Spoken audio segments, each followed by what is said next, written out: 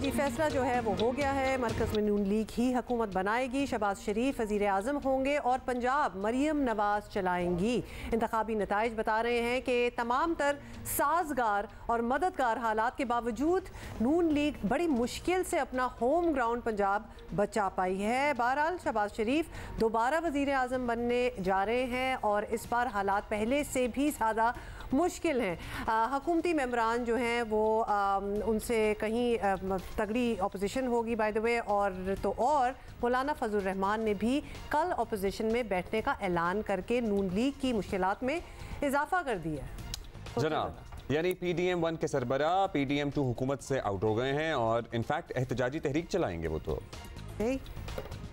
Parliament अपनी अहमियत खो बैठा है और जमहूरियत अपना मुकदमा हार रहा है। लगता है अब फैसले ऐवान में नहीं मैदान में होंगे। अगर एस्टेब्लिशमेंट समझती है कि इलेक्शन शफाफ हुए हैं तो फिर इसका माना यह है कि फौज का 9 मई का बयानिया दफन हो चुका है। एस्टेब्लिशमेंट सियासत से दस्तबरदार हो जाए हमारे सर आंखों पे, हमारे सर का ताज। सियासत करेंगे तो जवाब सियासत से देंगे। मरकजी मजलिस आमला ने 8 फरवरी 2024 के इंतखाबी नताइज को मजमूई तौर पर मुस्तरद कर दिया है। मुस्लिम लीग नवाज शरीफ को दावत देता हूँ कि वो आएँ और हम मिलकर अपोजिशन में बैठें। दूसरी तरफ वज़ीर आला पंजाब की हैसियत से मरियम नवाज का इम्तिहान भी कुछ कम नहीं होगा। वह आधे पाकिस्तान को आबादी के लिहाज से चलाएंगे। अगरचे ये उनका पहला हुकूमती ओहदा होगा, लेकिन आखिरी जलसे में उन्होंने सियासी मुखालिफिन को मुफाहमत का पैगाम देकर ये उम्मीद हम कर सकते हैं कि वो सियासी मामलात को समझती हैं और आगे कन्फ्रंटेशन की सियासत में उस तरह से शायद नहीं, पंजाब से भी होपफुली देखने को मिलेगी। हर जलसे में मुझ पर जाती हमले किए गए, जुमले कसे गए, बदतहजीबी बदतमीजी की गई, कीचड़ उछाला गया।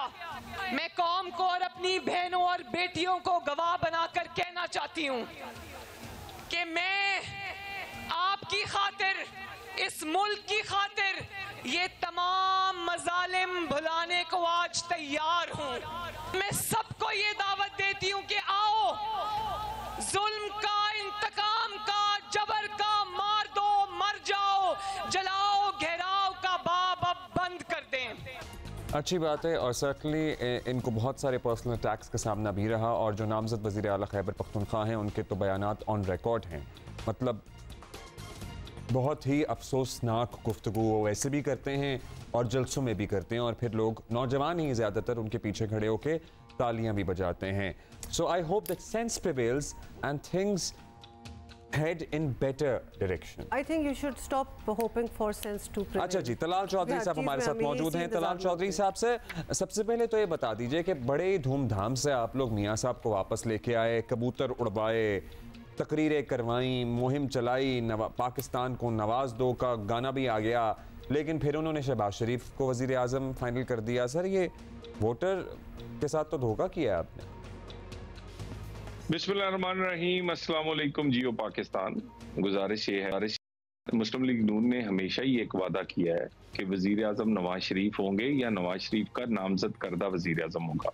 तो ये वज़ीर आज़म भी मियाँ नवाज शरीफ के नामजद करता है। मियाँ नवाज शरीफ को मैंडेट मिला है। सबसे बड़ी लार्जेस्ट जो एक सिंगल लार्जेस्ट पार्टी है वो PMLN है। तो ये मियाँ नवाज शरीफ ने ही अनाउंस किया है। तो मेरा ख्याल है कि जो आपका क्वेश्चन है वो बिल्कुल भी आप ये नहीं कह सकते कि किसी से धोखा किया गया है या कोई प्लान भी था।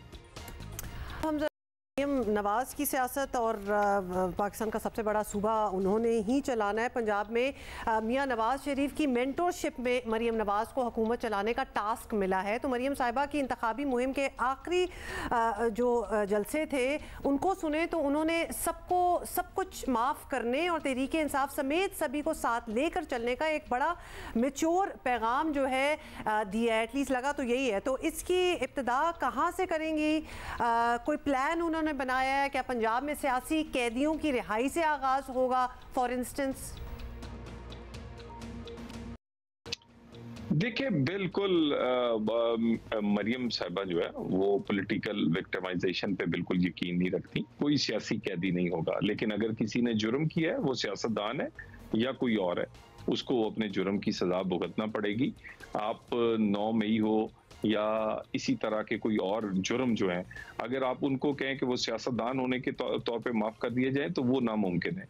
बाकी मरियम साहिबा फोकस करेंगी सोशल सर्विसेज पे, वो फोकस करेंगी खवातीन पर, बच्चों पर, लॉ एंड ऑर्डर पे, एक बहुत बड़ा रिफॉर्म वो करेंगी, उनमें सलाहियत है। और पहले भी उन्होंने जब वफाक में उन्हें मौका मिला था तो health card, education reforms, youth program, ये सारे के सारे जो थे ये मरियम साहबा के बनाए गए या उन्हीं की क़यादत में बनाए गए थे। इंशाल्लाह ताला पंजाब में एक जो खातून वजीरे आला बन रही हैं, ये पहली दफ़ा है और आप पहली दफ़ा देखेंगे कि बहुत सारे काम जिसमें रिफॉर्म्स हैं और एक नया पंजाब आपको उभरता हुआ नजर आएगा। ठीक है जी, बहुत शुक्रिया आपका तलाल चौधरी साहब। मरियम नवाज की क़यादत में नया पंजाब उभरता हुआ नजर आएगा। मुस्लिम लीग नून के लिए पंजाब स्टेक पे भी है, लेकिन क्या रियलाइजेशन है? वो एहसन इकबाल साहब का ट्वीट भी पढ़ रहे थे और उसके नीचे बहुत सारे लोगों ने कमेंट किए कि सर आपको बहुत लोग बर वक्त समझाने की कोशिश करते रहे कि जो डेटा साइंस है, जो सोशल मीडिया है, इसके लिए एक्सपर्ट्स मौजूद हैं, लेकिन मुस्लिम लीग नून की सीनियर क़यादत ने मुबैना तौर पर इन नौजवानों को करीब नहीं आने दिया, करीब भटकने नहीं दिया और ज़ाहिर है उसके नताइज इंतखाब के नताइज में भी रिफ्लेक्ट हुए हैं। सीनियर सहाफ़ी और एक और बात, मुझे सीनियर सहाफ़ी उमर चीमा साहब हमारे साथ मौजूद हैं। एक और बात, वो जो मियाँ साहब तकरीरों में खड़े होकर कहते थे ना, ये जो मम्मी डैडी, सर ज़्यादातर अब पाकिस्तान ये जो अर्बन सेंटर्स है ना, सेंटर्स पढ़ लिख गई है यूथ, और ये मिडिल क्लास पढ़े लिखे जिनको आप समझते हैं मम्मी डैडी हैं, और जाहिर है वो कहाँ शिफ्ट हुआ उनका वोट बैंक, वो भी आपके सामने। सो ये भी अपने जहन से हम चाहते नहीं है कि ज़्यादा पाकिस्तान पढ़ लिख जाए, तो अगर वो पढ़ लिख गया तो वो मम्मी डैडी हो गया। एक तो ये नोशंस निकालें कि जो ज़रा पढ़ा लिखा है आप उसको मम्मी डैडी का टाइटल दे दें, ये गैर मुनासिब बातें हैं। अच्छा जी, उमर चीमा क्या हाल है आपका? सबसे पहले तो एक कंपैरिजन दे दें कि क्या मरियम नवाज के पास इनफ एक्सपीरियंस है कि वो पंजाब पाकिस्तान का सबसे बड़ा मोस्ट पॉपुलेटेड सूबा चलाएं, कंसिडरिंग कि उनके एक्सपीरियंस में हेल्थ कार्ड या यूथ प्रोग्राम ये चीज़ें रही हैं? इससे पहले थोड़ा सा ये एक्सपेरिमेंट नहीं आपको लग रहा?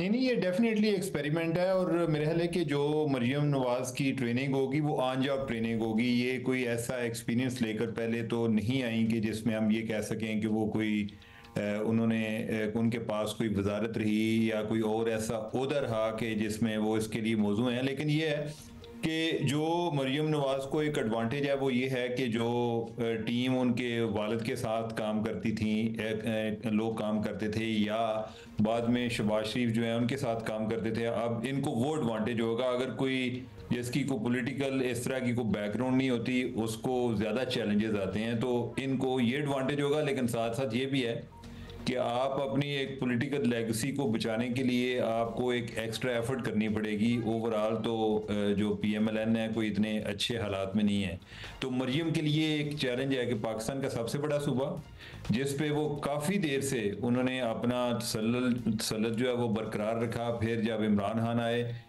2018 के इलेक्शन में सूबा भी इनके हाथ से जाता रहा, तो अभी इनको सूबा मिला है और ये इनके लिए डेफिनेटली एक चैलेंज होगा। ये ना सिर्फ ये इनकी पार्टी की बका की जंग है बल्कि जो मरियम की अपनी सियासत की बका की जंग भी है। अच्छा, हमने कुछ शिफ्ट ऑफ वोटिंग पैटर्न्स देखा ना पंजाब में। पीपल्स पार्टी का ज़माना था, नज़रियाती वोटर था पंजाब में, फिर पंजाब के वोटर ने डेवलपमेंट को वोट दिया, मुस्लिम लीग नून को तबातुर के साथ वोट देते रहे। फिर मुस्लिम लीग नून के हाथ से भी, हालांकि उस्मान बुज़दार साहब ने या PTI ने डेवलपमेंट का टके का काम नहीं किया पंजाब में, लेकिन उनकी तरफ वोटर रागिब हुआ। तो इस मरतबा जो नया चैलेंज, नई हुकूमत है, उसके लिए क्या चैलेंज है? नज़रियाती सियासत भी करनी है और चलिए डेवलपमेंट तो साथ साथ ग्राउंड कुछ शो भी तो करना ही होगा, वो भी चलती ही रहेगी, लेकिन और कितने सड़कें पुल बना लेंगे? अपेरेंटली PTI ने कोई सड़क पुल नहीं बनाया, लेकिन उनको वोट पड़ा पंजाब में। जिस तरह हम पहले जो आपका सवाल था ना उसमें मरियम नवाज की बात हो रही थी, और मुझे लगता है कि जो मरियम नवाज के लिए सबसे बड़ा चैलेंज है या जो उसका सबसे बड़ा एक टास्क होना चाहिए, अगर जिस तरह मियाँ साहब जो है उनका एक पेट प्रोजेक्ट जो है वो इंफ्रास्ट्रक्चर है जी कि हमने मोटरवे बनाई, ये वाली बात है, तो मरियम नवाज को अगर कोई एक चीज़ जिस पर फोकस करने की जरूरत है। होता तो ये है ना कि आपकी तरजीहात 10 भी हो सकती हैं, लेकिन ये है कि नंबर 1 क्या है आपकी। तो जो नंबर 1 इनकी तरजीह है ना, वो तो यूथ होना चाहिए कि आप यूथ को किस तरह टैकल कर रहे हैं। और उसको टैकल करने का ये तरीका नहीं है कि आप ये बताएं कि इमरान खान जो है ना वो झूठ बोलता है या इमरान खान फलां काम करता है। इस तरह आपके पास वो वापस नहीं आएगा। उसको लाने का यही तरीका है कि आप यूथ के मसाइल को डील करने की कोशिश करें। आपको जो वोकेशनल ट्रेनिंग है ख़ास तौर पे इस पे फोकस करेंगे, जिधर से हमारा ट्रेन किस्म के लोगों इतनी बाहर खपत भी होती है, लेकिन हमारा यूथ जो है इधर ही टिकटॉक पे बैठा रहता है। आप वो क्या करें जी, इतना बेरोजगार यूथ है। तो उनको ये तो हम पढ़े लिखे यूथ की बात करते हैं ना, इवन जो कि नीम खानदा है उनके पास भी जो एक रहनुमाई के लिए मोबाइल के अलावा कोई चीज़ नहीं है, कोई काम करने के लिए नहीं है। तो वो उनकी फ्रस्ट्रेशन भी बढ़ जाती है। और फ्रस्ट्रेशन के आलम में अगर कोई उनके ज़हन में नफरत का बीज बोता है तो वो बड़ी तेज़ी के साथ आगे प्रवेश पाता है। अच्छा, ये भी बताएं उमर के क्या हम ये समझें कि मरियम ठीक है फाइन, उनके लिए एक एक्सपेरिमेंट तो होगा because she doesn't have that kind of experience, लेकिन she is surrounded by people जिनका बड़ा एक्सटेंसिव एक्सपीरियंस है। लोग ये भी कहते हैं कि वो वजीर आजम जब थे उनके वालिद साहब, तो वो वजीर आजम हाउस में बहुत से मामलात को ओवरलुक करती थी, बिहाइंड द सीन्स वो हैंडल करती थी। तो थोड़ा सा इंसुलेट दैट वे भी हो जाएंगी। तो ये उनके सेकेंड हैंड एक्सपीरियंस उनके लिए काफ़ी काम करेगा। में मुकाबला नहीं, डेफिनेटली काम करेगा ये। उसकी एक आप ये देखें ना कि अगर आपकी कोई ऐसी आपके फादर को सेट नहीं है तो आप जो है हो सकता है कि आपको एक एफर्ट करके आप जो है चीफ एग्जीक्यूटिव बनते हैं। दूसरा ये है कि अगर किसी की एक अपनी कोई एक बिजनेस क्लास से बिलोंग करता है तो उसकी कोई एक ऑन जॉब उसकी ट्रेनिंग हो जाती है और कोई 5 साल के बाद या 2 साल के बाद वो अपना काम शुरू कर देता है। तो मेरे ख्याल ये जो आपने एक्सपीरियंस वाली बात की है, इसका अपना उनको एक एडवांटेज है। पॉलिटिकल लेगेसी के वो एक लाइबिलिटी भी होती है एक स्टेज पे, और एक स्टेज पे वो एक आपका कैपिटल भी होता है, और उसका वो मेरे ख्याल है कि उनको फायदा उठाना चाहिए। लेट्स सी क्या होता है। अच्छा, लास्टली क्विकली ये बता दें, जो इंतखाबी नताइज आए हैं और बमुश्किल ही PMLN, ज़ाहिर है जो तवक्को थी उतनी सीटें तो नहीं मिली। एहसन इकबाल साहब का ट्वीट भी देख रहे थे, और भी इस्लामाबाद में अगर आपकी किसी से बात हुई हो, राब्ता हुआ हो, इन लोगों को इदराक है कि हाँ अबे we have to really overhaul the whole process, और दोबारा से हमें कहीं से शुरू करना पड़ेगा। बीच में जो हमें लगता था कि हमने ठीक कर लिया वो ठीक नहीं हुआ मामला। अब्दुल्ला, मुझे नहीं लगता, अनफॉर्चुनेटली मुझे तो ये PMLN वाले जो है ना, ये एक बड़ा एक होपलेस केस लगता है। ये शायद कोई सीखने की उम्र से गुजर चुके हैं और इन्हें बारहा इस तरह के चैलेंजेस आए हैं और इन्होंने कुछ नहीं सीखा। आप ये अंदाजा लगाए ना कि इनको जो ये लाडला लाडला कहते थे, इस दफा तो इन्होंने भी लाडला बनने के रिकॉर्ड तोड़े हैं। वो जो लाडला है वो कम से कम लोगों में जाता था, ये बस लाड प्यार में इतने मगन हो गए कि इन्होंने बाहर निकलने की भी कोशिश नहीं की। तो ये इनके पास एक लास्ट चांस है, लेकिन आई डोंट थिंक कि ये इससे कोई फायदा उठाएंगे। और सोशल मीडिया जो जिधर से एक आपने यूथ को एक एंगेज भी करना है, वो तो इनकी तरजीहात में अभी तक शामिल नहीं है। इवन जो इन्होंने टाइम गुजारा है, अब ये देखें ना कि इलेक्शन गुजर गए हैं तो अगले दिन जो एक्टिव हो गए तो कोई जो मीडिया उसको टारगेट करना शुरू कर दिया। जिन लोगों को टारगेट करना चाहिए था या जिनके साथ ये अपने नैरेटिव के फ्रंट पे इन्होंने कंटेस्ट करना चाहिए था, उधर इन्होंने कुछ भी नहीं करते। बहुत शुक्रिया आपका उमर चीमा साहब। राना सनाउल्लाह का जो वो ट्विटर अकाउंट अचानक से एक्टिव हुआ है, जो भी कर रहा है, I am really enjoying it, लेकिन वो बहुत पहले कर लेना चाहिए था शायद। चलो ठीक है, थैंक यू, थैंक यू। वो इलेक्शन के बाद ही जरा मंजर आम पर ज्यादा मुतहर्रिक नजर आ रहे हैं। तो आप इनसे पूछते थे कि आपकी इंतखाबी मुहिम कहाँ है, वो कहते थे जी हम अभी टिकटों के फैसले कर रहे हैं। तो फिर देख ही लिया आपने, जो इतने सर जोड़कर टिकटों के फैसले किए थे उसमें से कितने लोग हुए कामयाब, लेकिन आपकी उम्मीदों के बरक्स हुए ना, आपकी उम्मीदों के मुताबिक तो आपको सीटें नहीं मिली।